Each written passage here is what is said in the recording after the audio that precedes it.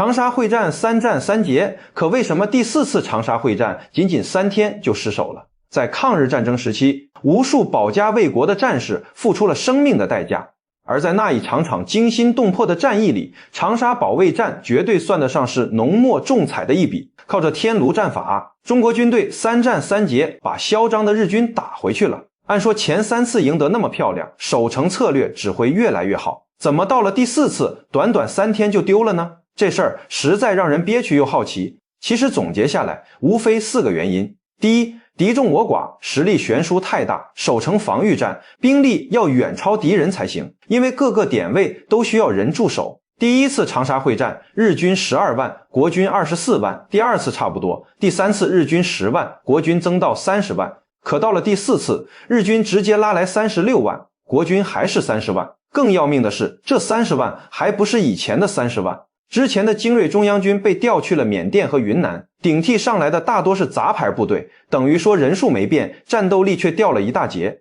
而日軍那36萬簡直像餓紅了眼的餓狼。為啥？因為太平洋戰場上他們節節敗退，到了生死存亡的關頭，這一戰必須拿下，就跟輸光了籌碼的賭徒把最後的本錢全押上桌，打算搏命翻盘一樣。第二，天廬戰法被日軍摸透了。这戰法是薛岳琢磨出來的，原理就是故意放個口子，誘敵深入，然後3面包抄。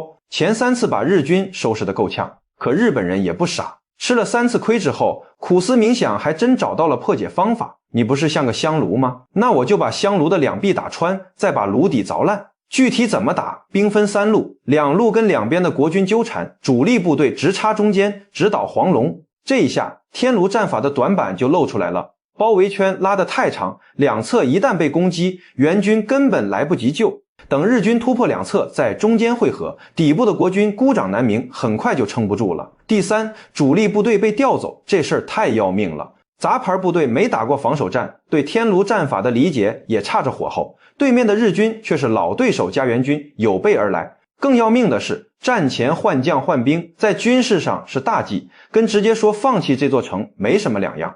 再加上当時國民政府內部派系鬥爭厲害，各地部隊各有各的小算盤，隔岸觀火，保存實力成了不少將領的想法。當自保的心壓過了保家衛國的想法，單靠長沙守軍自己扛，這仗根本就沒法打。第四，日軍這回是破釜沉舟，被逼到了絕路上。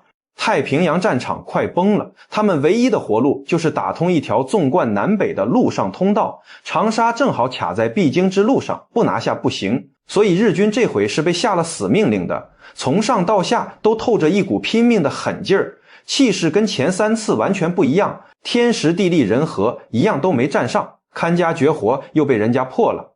長沙第4次会戰的失守，說到底不是將士們不拼命，實在是局面太被動，從一開始就注定是個死局。